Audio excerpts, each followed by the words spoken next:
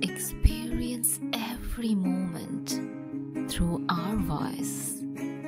গল্পে খুঁজে পাবে ভালোবাসার স্পর্শ। 1 সেপ্টেম্বর 2006 তুমি হলে সর্বপ্রথম আমি তোমাকে কোলে নেই। সেই অনুভূতিটা বোঝাতে পারবো না। রোহান তোমাকে দেখে আবেগে অশ্রু বিসর্জন দিয়েছিল। প্রায় মাস 6 পর সানার বাবা মারা যায়। যতই হোক সে সানার বাবা ছিল। শেষ দেখাটা সে দেখতে চায়। তোমাকে আমার কাছে দিয়ে রোহান আর সানা যায় শেষবারের মতো তার বাবাকে দেখতে। তবে কে জানতো আমারও যে তাদের সাথে এটাই শেষ দেখা। লিঙ্কন অঝরে কাঁদছে। সায়রার চোখেও জল। এতক্ষণ মনোযোগ দিয়ে শুনলেও এখন তার কষ্ট হচ্ছে। সায়রা কাঁপা কাঁপা কণ্ঠে শব্দ করে, তার তারপর কি হয়েছিল? লিঙ্কন নিজেকে শান্ত করার চেষ্টা করলো। সেদিন আসার পথে সড়ক দুর্ঘটনায় সেতু থেকে পানিতে পড়ে যায় তাদের গাড়িটি। অনেক খোঁজাখুঁজির পরেও তাদের কাউকে খুঁজে পাওয়া যায়নি। গাড়িটি নদী থেকে উদ্ধার করা হয় প্রায় 4 দিন পর। তবে কারো অস্তিত্ব খুঁজে পাওয়া যায়নি। দীর্ঘ 3 মাস খোঁজাখুঁজির পরেও যখন কোনো খোঁজ পাওয়া যায়নি, তখন সকলে ধরে নেই দুজনেই মারা গেছে। হয়তো নদীতে ভাসতে ভাসতে এমন কোথাও চলে গিয়েছে যেখানে মানুষের আনাগোনা নেই। তবে আমি মানতে পারলাম না, আমার ছেলে সে। তখন হামজা আমাকে ফিরে যেতে বললেও আমি তোমাকে নিয়ে এখানে থেকে যাওয়ার সিদ্ধান্ত নিই। আমরা সবসময় নিয়তির কাছে হেরে যাই। সায়রা পাথরের ন্যায় বসে আছে। অনুভূতিগুলো অদ্ভুত এক যন্ত্রণা দিচ্ছে তাকে, বলার শক্তিটাও পাচ্ছে না। লিঙ্কন নিজেকে নিয়ন্ত্রণ করে সায়রার দিকে তাকালো। সায়রা নিচের দিকে তাকিয়ে ধীর স্বরে বলল, মা বাবার কোনো ছবি নেই? লিঙ্কন দীর্ঘশ্বাস ফেলল। তারা কেউ ছবি তুলতে পছন্দ করতো না, তবে বিয়ের দিনের একটি ছবি ছিল। এখন কোথায় আছে সেটা খুঁজতে হবে। আমাকে খুঁজে দেখতে হবে। ওরা ছবি তুলতো না তেমন। আমি পেলে অবশ্যই তোমাকে দেব। সায়রা মাথা নাড়িয়ে নিজের চোখে জমা হওয়া শেষ জলবিন্দু মুছে নিল। তারপর লিঙ্কনের কক্ষ ত্যাগ করে নিজের কক্ষে যাওয়ার জন্য পা বাড়ালো। কিন্তু নিজের ঘরে না গিয়ে কিছু একটা ভেবে দোতলায় অবস্থিত তালাবদ্ধ রুমটার দিকে এগিয়ে গেল। এটা তার মা বাবার রুম। লিঙ্কন তাকে চাবি দিয়েছে। সায়রা দরজাটি খুলল। ভেতরে ঢুকতেই ধুলো বালি নাকে মুখে যেতেই কাশতে লাগলো সায়রা। অন্ধকারে কিচ্ছু দেখা যাচ্ছে না। হাত বলিয়ে তাদের ঘরের বাতির বোতাম খোঁজার চেষ্টা করলো। পেয়েও গেল। বাতি জ্বালাতেই দেখে সম্পূর্ণ কক্ষ মাকড়সার জালে ছড়িয়ে আছে। ধুলোর কারণে পা ফেলা যাচ্ছে না। সায়রা সম্পূর্ণ কক্ষে নিজের নজর বুলিয়ে পর্যবেক্ষণ করছে। সায়রা এগিয়ে যায় কক্ষে থাকা আয়নার দিকে। ধুলো পড়ে কিছু দেখা যাচ্ছে না। সায়রা ডান হাত দিয়ে আয়নার ধুলো মুছে নিল। আপনা আপনি তার ঠোঁটে স্মিত হাসি ফুটে উঠল। এখানেই হয়তো তার মা দাঁড়িয়ে দাঁড়িয়ে নিজেকে পর্যবেক্ষণ করত। আচ্ছা, সেও কি অনেক সুন্দর ছিল? আমাকে অনেক ভালোবাসতো? ভাবতে ভাবতে দৃষ্টি যায় তাদের আলমারির দিকে। সায়রা এগিয়ে যায়। আলমারিটা খোলার চেষ্টা করে, তবে এতদিন বন্ধ থাকার কারণে আটকে গেছে। অনেকক্ষণ চেষ্টা করে খুলতে সক্ষম হয়। ভেতরে তার বাবার শার্ট, স্যুট আর তার মায়ের কিছু পোশাক। ড্রয়ারগুলো খুলল, সেখানে গহনা। সায়রা একদম নিচের ড্রয়ারের কাছে যায়, তবে এখানে কোনো সংখ্যা বসাতে হবে, না হলে তালা খুলবে না। সায়রা তার মা বাবার বিয়ের তারিখ দিয়ে দেখলো, তবুও খুলল না। তারপর তাদের প্রথম দেখার তারিখটা দিয়ে দেখলো, তাতেও লাভ হলো না। সায়রার মন খারাপ হলো। তখন সায়রার কানে আসে মিহু তাকে ডাকছে। তাই সায়রা আর খোলার চেষ্টা করলো না। কাঠের তৈরি সাদা আলমারিটা আবার বন্ধ করে ঘরের বাইরে চলে আসলো। দরজায় তালা লাগিয়ে চাবিটা নিজের গলায় থাকা চেনের সাথে যুক্ত করে নিল। সায়রা নিজেকে স্বাভাবিক করে নিচে নেমে আসে। মিহু, ন্যানি আর কয়েকজন মিলে খাবার টেবিলে কিছু একটা করছে। সায়রাকে দেখে ন্যানি এগিয়ে এসে হাত ধরে সেখানে নিয়ে যায়। টেবিলে অনেকগুলো মিষ্টির বাক্স। সায়রা কপাল কুঁচকে তাকায় মিহু আর ন্যানির দিকে। মিহু তখন নিচু কণ্ঠে বলে, দোহা পাঠিয়েছে। দোহা? কেন? মিহু কিছু বলতে পারল না। ন্যানি বলল, দোহা ইতালি চলে যাচ্ছে, সেখানে সে পড়াশোনা শেষ করবে সামনের মাসের 1 তারিখ, অর্থাৎ 2025 সালে। সায়রা অবাক হয়। পর মুহূর্তে মিহুর দিকে তাকাতেই দেখে মিহুর চোখ চিকচিক করছে পানিতে। সায়রা কিছু বলল না। সায়রা বুঝতে পারছে কেন দোহা চলে যাচ্ছে। সায়রার প্রতি তার অনুভূতিগুলোর জন্যই। সায়রা মিহুর কাছে গিয়ে কাঁধে হাত রেখে বলল, আপনি কি খুশি নন? আমি খুশি, কারণ সে এত ভালো একটা সুযোগ পেয়েছে। তবে তার থেকে দূরে থাকার কথা মনে পড়লে কেমন একটা অনুভূতি হয়। সায়রা স্মিত হেসে মিহুর কপালে 2 আঙুল দিয়ে টোকা দেয়। আমি শুনেছি দূরত্ব নাকি প্রেম আরও গভীর করে। মিহু হাসে। তখন দোহার কল আসে মিহুর মোবাইলে। সায়রা চোখ দিয়ে ইশারা করে কলটি ধরার জন্য। সায়রা সেখান থেকে একটা মিষ্টি খেয়ে নিজের কক্ষে চলে আসে। মাথা যন্ত্রণা করছে সায়রার। সায়রা গোসল করতে চলে যায়। গোসল করে ঘরে আসতেই লিনার বানিয়ে দেওয়া সেই ভাস্কর্যের দিকে নজর যায় সায়রার। হুট করে কিছু একটা মনে পড়তেই হাতে থাকা তোয়ালিটা রেখে দৌড়ে যায় দোতলায়। সায়রা দৌড়ে উপরে এসে হাঁপাতে থাকে। আশেপাশে তাকে কেউ আছে কিনা দেখে নিল। দরজাটা খুলে সায়রা ভেতর থেকে বন্ধ করে নিল। এগিয়ে গেল আলমারির কাছে। নিচের ড্রয়ারের সামনে বসে বড় একটি প্রশ্বাস নিয়ে সংখ্যা বসালো। সায়রার আন্দাজ সঠিক হয়েছে, তালা খুলে গিয়েছে। নিজের কক্ষে থাকা অবস্থায় হুট করে তার মাথায় আসলো তাদের বাবা মায়ের নামের প্রথম ইংরেজি অক্ষর অনুযায়ী R=18 আর S=19। সায়রার কেন যেন মনে হলো এটাও হতে পারে, আর তার ধারণা ঠিক হয়েছে। সায়রার ঠোঁটে ফুটে ওঠে স্মিত হাসি। সায়রা ড্রয়ারটা খোলে। ভেতরে একটি লাল রঙের শাড়ি, একটা কাগজ এবং একটি ছোট্ট ছবির ফ্রেম। সায়রা কিছু না ভেবেই আগে ছবির ফ্রেমটা হাতে তুলে নেয়। দীর্ঘ সময় বদ্ধ অবস্থায় থাকায় কাঁচটা ফেটে গিয়েছে। সায়রা ফ্রেমটা খুলে ছবিটা বের করে। সায়রা অপলক দৃষ্টিতে তাকিয়ে আছে ছবিটার দিকে। ছবিতে তার বাবা মা এবং সেও রয়েছে। সায়রা তার বাবার কোলে। সায়রা ছবিটা বুকের সাথে মিশিয়ে নিয়ে উচ্চ শব্দে কেঁদে উঠল। কেন তার সাথে এমন হলো সে তার মা বাবাকে মনেও করতে পারে না। সায়রা কাঁদতে কাঁদতে বলে, তোমরা খুব খারাপ, খুব খুব খুব। কেন চলে গেলে? হ্যাঁ, আমার কথা একটা বারও মনে হলো না? তোমরা তো এই দুনিয়া থেকে বিদায় নিয়ে নিলে, আমাকে এই অপ্রাপ্তিতে ফেলে রাখলে কেন? হ্যাঁ, আমার সব আছে, কিন্তু তোমাদের ছাড়া যে আমি নিঃস্ব। কাঁদতে কাঁদতে হেঁচকি তুলছে সায়রা। তার ইচ্ছে করছে চিৎকার করে কাঁদতে। হতে পারে তার মা বাবার সাথে তার কোনো স্মৃতি নেই, কিন্তু সে তাদের প্রচণ্ড ভালোবাসে। সায়রা হেঁচকি তুলতে তুলতে ড্রয়ারে রাখা বাকি জিনিসগুলোর দিকে দৃষ্টি রাখলো। সায়রা শাড়িটা হাতে নিল, সাথে থাকা কাগজটিও নিল। কাগজগুলো খুলেও লাভ হলো না, একটার সাথে আর একটা মিশে লেখা বোঝার উপায় নেই। সায়রা চোখের পানি মুছে স্বাভাবিক হওয়ার চেষ্টা করলো। সে চায় না তার কষ্টগুলোকেও জানো। সায়রা কাগজ, শাড়ি আর ছবিটা নিয়ে সাবধানে নিজের কক্ষে ফিরে আসে। দরজা লাগিয়ে দেয়। সায়রা ছবি আর শাড়িটা নিজের লকারে রেখে কাগজগুলো পড়ার চেষ্টা করলো। ধীরে ধীরে কাগজের ভাঁজ খুলতে সক্ষম হলো। তাতে কোরিয়ান ভাষায় লেখা, এই যে শাড়িটা, এটা আমার বিয়ের শাড়ি। আমি কোরিয়ান, তাই শাড়ি সম্পর্কে ধারণা ছিল না। এটা আমাদের বিয়ের আগে রোহান আমার জন্মদিনে উপহার দিয়েছিল। তবে আমি তো জানি না এটা কি করে পরতে হয়, তাই রেখে দিয়েছিলাম। আমাদের বিয়ের কথাবার্তা যখন শুরু হলো, আমি সিদ্ধান্ত নেই এই শাড়িটা পরেই বিয়ে করব এবং রোহানকে বিস্মিত করব। যা ভাবা তাই করলাম। আমার একটা ছোট্ট মেয়ে আছে, তার নাম আমি রেখেছি সায়রা। এখন তার বয়স মাত্র 6 মাস। আমার খুব ইচ্ছে বড় হলেই শাড়িটা আমি ওকে নিজ হাতে পরিয়ে বিয়ে দেব। ইস, আমার কি অদ্ভুত ভাবনা! আমারই হাসি পাচ্ছে। আমি চাই আমার সায়রা অনেক বড় হোক, অনেক অনেক ভালোভাবে দিন কাটুক ওর। আমি যখন সায়রার ছোট্ট ছোট্ট হাতে চুমু খাই, সে অনেক আনন্দিত হয় এবং খিলখিল করে হাসে। রোহান তো সায়রাকে পুতুল বলে ডাকে, কারণ সে একদম একটা জীবন্ত পুতুলের মতো দেখতে। আমি চাই সায়রার সকল ইচ্ছে পূরণ হোক, আর চাই আমরা সবাই মিলে অনেক আনন্দে দিন কাটাতে। সানা। কাগজটা পড়তে পড়তেই সায়রার চোখ দুটি ভারী হয়ে গেছে। সে কাঁদতে চায় না। সেও তো চেয়েছিল সবাই একসাথে আনন্দে বাঁচবে, তবে ভাগ্য অন্য কিছু লিখে রেখেছিল। সায়রা কাগজটা, তার ছবিটা বের করে নিজের কলেজের ব্যাগে রাখে। ব্যাগ থেকে নিজের ডায়েরিটা বের করে নিজের অনুভূতিগুলো কাগজবন্দি করার জন্য। আজকে 12ই ডিসেম্বর। আমি আমার মা বাবাকে দেখেছি, আজকে ছবিতে দেখেছি।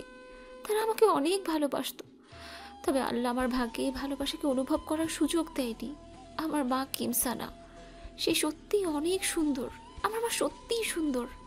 তার অনেক ইচ্ছে ছিল আমাকে নিয়ে, হয়তো সে নেই, তবে তার ইচ্ছেগুলো পূরণ করার চেষ্টা করব আমি। আচ্ছা, পৃথিবীতে কত অনাকাঙ্ক্ষিত ঘটনাই তো ঘটে যায়।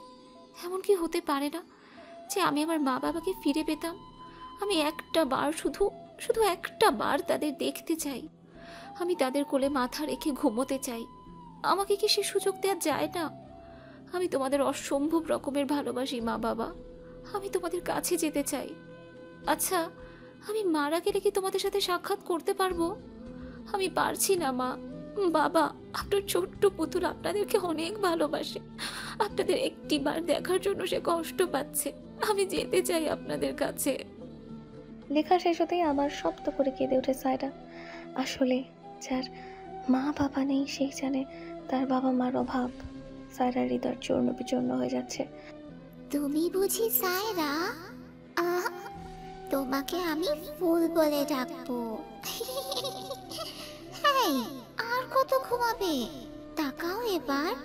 দেখো দেখো, আমি তোমার সাথে দেখা করতে এসেছি। সায়রা চোখ টিপ টিপ করে তাকায়। অন্ধকার কক্ষের সামনে থেকে আলোক রশ্মি চোখে পড়তেই আবার চোখ বন্ধ করে ফেলে। এই মধ্যরাতে এত আলো কোথা থেকে আসছে, আর কোথায় বা কে বলছে? সায়রা আবার চোখ খোলে। ধীরে ধীরে আলো কাটিয়ে দেখতে পেল একটি মেয়ে দাঁড়িয়ে আছে। ভারী কাজ, একটি সবুজ রঙের গাউন পরা, মাথায় ঝলমলে পাথরের মুকুট, কোমর পর্যন্ত চুলে সবুজ রঙের প্রজাপতি দিয়ে ঘেরা। এবার সায়রার নজর যায় মেয়েটির মুখের দিকে। চোখের মণি দুটিও সবুজ, সাথে দুপাশে দুটি সবুজ রঙের প্রজাপতি। মেয়েটি গোল গোল ঘুরছিল আর হাত নাড়িয়ে নিজের হাতের দিকে তাকিয়ে আপনা আপনি হাসছিল। সায়রার বেশ অদ্ভুত লাগছিল। এই রাতে এই মেয়ে এমন সাজ পোশাকে এখানে কি করছে, আর এমন বোকার মতো নাচছে কেন? সায়রা কিছুক্ষণ ভ্রুকুচকে তাকিয়ে রইল। এতক্ষণে মেয়েটি থামলো, তাও সায়রাকে এভাবে তাকিয়ে থাকতে দেখে। মেয়েটি বোকা বোকা হেসে সায়রার সামনে এসে দাঁড়ায়। সায়রা নিজের মাথাটা একটু পেছনে সরিয়ে নেয়, তা দেখে মেয়েটিও একটু সরে দাঁড়ায়। মেয়েটি নিজের কানে হাত রেখে বলে, মাফ করবেন, আমি কি বেশি শব্দ করে ফেলেছি? সায়রা এখনো ভ্রুকুচকে তাকিয়ে আছে। তা দেখে মেয়েটি মাথা নিচু করে অপরাধীর মতো ভঙ্গিতে বলে, আসলে আমি তোমার নিদ্রা নষ্ট করতে চাইনি। আমি ভেবেছিলাম তুমি গভীর ঘুমে আছো। আমি বুঝতে পারিনি, ঘুম ভেঙে ফেলবো। মাফ করো। সায়রা এবার মুখ খুলল, কৌতূহলী হয়ে প্রশ্ন করলো, কে তুমি? আর কেনই বা এত রাতে এইরকম সাজ পোশাক নিয়ে আমার কক্ষে কি করছো? মেয়েটি উচ্ছ্বসিত হয়ে উঠল। একগাল হেসে আবার একটি ঘোরান দিয়ে বলে, আমি হলাম অরণ্যপরী, ফেরি অফ গ্রিন ক্রিস্টালস। সায়রা চোখ পাকিয়ে শব্দ করলো। কি এই রাত বিরাতে আমার সাথে তামাশা করছো? মেয়েটি আবার মুখটা ছোট করে নিল, অসহায় স্বরে বলল, বিশ্বাস হচ্ছে না? দাঁড়াও, এক্ষুনি প্রমাণ দিচ্ছি। এই বলে নিজের ডান হাত মুখের সামনে নিয়ে এসে ফু দিয়ে একটি সবুজ রঙের পর্দা তৈরি করলো, যেখানে অনেক পরীরা কথা বলছে। সায়রার মুখ আপনা আপনি হা হয়ে যায়। মেয়েটি আবার ফু দিয়ে অদৃশ্য করে দিল এবং বলল, এবার বিশ্বাস হলো? সায়রা মাথা নাড়ালো। কিন্তু তুমি এখানে কি করছো? মানে আমার কক্ষে আর কি? মেয়েটি সায়রা বিছানার মধ্যে গিয়ে বসে এবং মুখে একরাশ হাসি ফুটিয়ে বলে, আমার নাম অলিভিয়া। আমি সবুজ রাজ্যের পরী, মানে হলো ফেরি অফ গ্রিন ক্রিস্টালস। আসলে না, আমি একটা ভুল করে ফেলেছি, তাই শাস্তি দেওয়ার জন্য আমাকে পৃথিবীতে পাঠানো হয়েছে। সায়রা প্রশ্ন করলো, কি করেছো আর কি শাস্তি?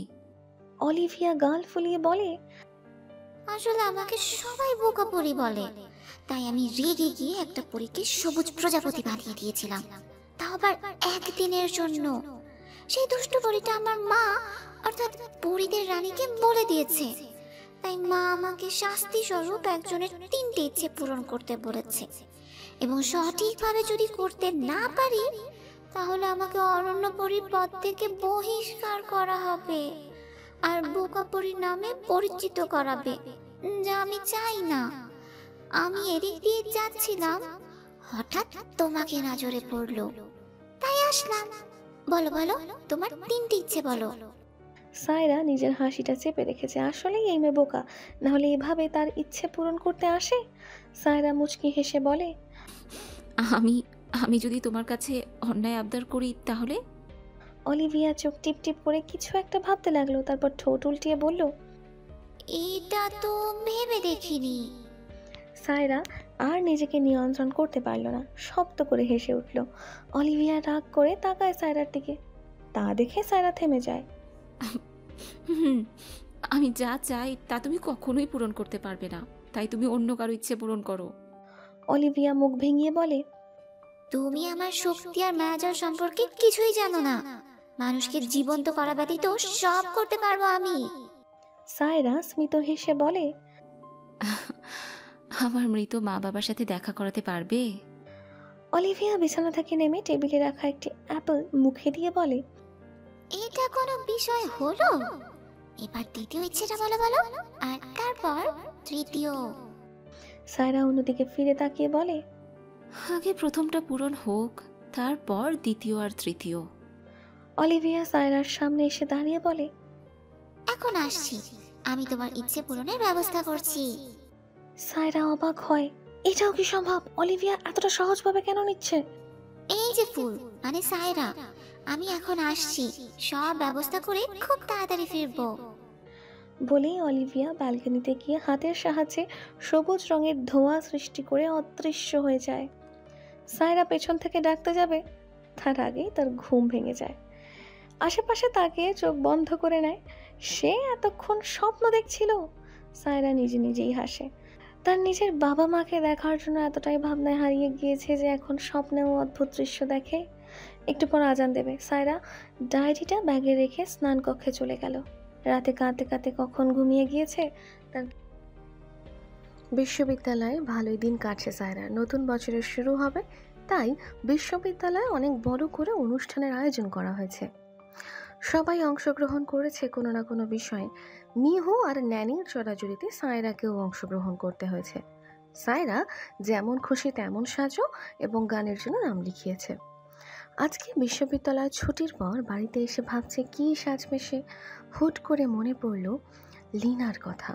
সায়রা মনে মনে ভাবল লিনাকে যেভাবেই হোক কালকে নিয়ে যাবে। সায়রা ভাবনা অনুযায়ী লিনার কক্ষে চলে গেল। দরজায় অনেকটা সময় শব্দ করার পরেও লিনা দরজা খোলে না। লিনা, দরজাটা খোলো। তবুও কোনো সারা শব্দ পায় না লিনার। খানিকক্ষণ দাঁড়িয়ে থাকার পর লিনা দরজা খুলে দেয়। সায়রা ভেতরে গিয়ে অবাক হয়, লিনার ঘরে পোশাক ছড়িয়ে ছিটিয়ে আছে। সায়রা ভ্রু কুঁচকে জিজ্ঞেস করে, এত পোশাক এভাবে ছড়িয়ে ছিটিয়ে কেন রেখেছো? লিনা পোশাকগুলো ভাঁজ করতে করতে উত্তর দিল, আমি আগামীকালকে বিশ্ববিদ্যালয়ে যেমন খুশি তেমন সাজ প্রতিযোগিতায় অংশগ্রহণ করব। সায়রা প্রচণ্ড বিস্ময় নিয়ে তাকালো। লিনা একই অবস্থায় থেকে আবার বলে, আমি ভাবছিলাম আমি রানী সাজবো, কেমন হবে? আমি এসেছিলাম তোমাকে রাজি করাতে যেন তুমি আগামীকাল বিশ্ববিদ্যালয়ে যাও, তবে এখানে এসে আমিই অবাক হলাম। লিনা স্মিত হাসল। তুমি রানী সাজলে খারাপ হবে না, তাহলে কালকে প্রতিযোগিতায় দেখা হচ্ছে। সায়রা সেখান থেকে বেরিয়ে মিহুর কক্ষে আসে। মিহু বসে বসে মোবাইলে কিছু একটা করছিল। কি করছেন? মিহু সায়রার দিকে তাকিয়ে জোরপূর্বক হাসার চেষ্টা করে। সায়রা মিহুর পড়ার টেবিলের পাশে চেয়ারে বসে। কি হয়েছে আমাকে বলবেন না? তেমন কিছু না, দোহা কালকে বিকেলে চলে যাবে, বলল আমাদের অনুষ্ঠান দেখে তারপর যাবে। মন খারাপ করবেন না, সে ভালো কাজের জন্যই তো যাচ্ছে। মিহু স্মিত হাসে। সায়রার কিছুই ভালো লাগছিল না। সায়রা উঠে আবার নিজের কক্ষে ফিরে আসে। দরজা লাগিয়ে ভাবতে থাকে কালকে কি সাজবে সে। হুট করে তার মনে পড়ল তার মায়ের শাড়িটার কথা। শাড়িটা বের করে ভাবলো সে বাঙালি বউ সাজবে। তানিয়া সায়রাকে শাড়ি পরানো শিখিয়েছে, তাই সায়রার কোনো অসুবিধা নেই। আজকে নববর্ষ, সকাল 9টায় অনুষ্ঠান শুরু হবে। সায়রা নিজের ঘরে তৈরি হচ্ছে। সে শাড়িটা পরতে সক্ষম। লাল রঙের শাড়ি, হাতে পায়ে আলতা, মাথায় লাল গোলাপ। তবে সাজগোজ তেমন একটা নেই, হালকা কাজল আর লাল রঙের লিপস্টিক। নিজেকে আয়নার সামনে দাঁড়িয়ে দেখতেই তার নিজের মাকে কল্পনা করে সায়রা। ভাবতেই ঠোঁটের কোণে হাসি ফুটে ওঠে। দরজায় কড়া নাড়ার শব্দ পেয়ে সায়রা দরজার কাছে যায়। দরজা খুলতেই দেখে লিনা দাঁড়িয়ে আছে। লিনা তাড়াতাড়ি ভেতরে এসে আবার দরজাটা লাগিয়ে দেয়।